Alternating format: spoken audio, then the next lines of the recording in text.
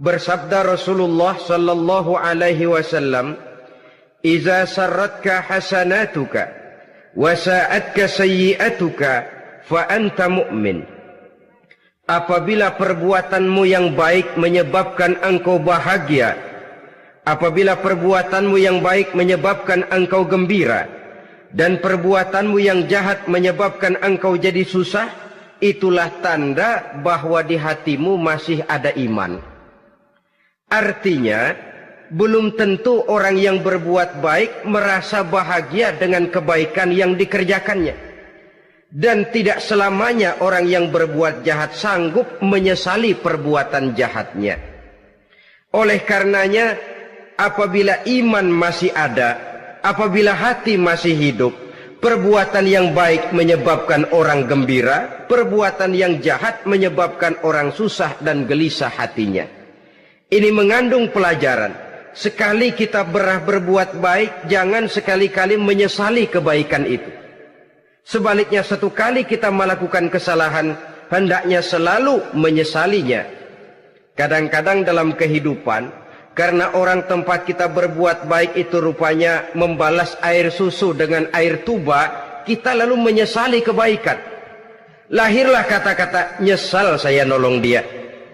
Ibarat pepatah katanya, nolong anjing kejepit. Waktu kejepit setengah mati kita tolongin, begitu selesai dia dari kejepitnya malah kita digigitnya. Saudara hadirin yang saya muliakan, dalam kehidupan sehari-hari barangkali ini kena filsafat yang disebut dorong mobil mogok. Ketika mobil mogok setengah mati kita dorong, begitu mesin hidup ditinggalkannya kita di belakang. Sesungguhnya perbuatan kita yang baik tidak harus disesali, karena disesali atau tidak, toh perbuatan itu sudah kita lakukan. Dan penyesalan atas segala kebaikan hanya akan mengurangi nilai pahala kebaikan itu sendiri. Berbahagialah apabila berbuat baik, walaupun orang yang kita melakukan kebaikan membalasnya dengan kejahatan. Menyesalah apabila berbuat kesalahan, apabila melakukan dosa, karena itu pertanda nilai iman yang masih hidup dalam jiwa kita. Saudara-saudara kaum muslimin yang berbahagia, jadi sungguh pun pahala dan dosa sesuatu yang abstrak, efeknya jelas dia mendatangkan kebahagiaan atau membawa kepada kegelisahan batin di dalam kehidupan manusia. Orang di zaman materialis kurang terangsang berbuat pahala dan terdorong melakukan dosa. Kenapa? Karena pahala tidak kelihatan, dosa tidak nampak.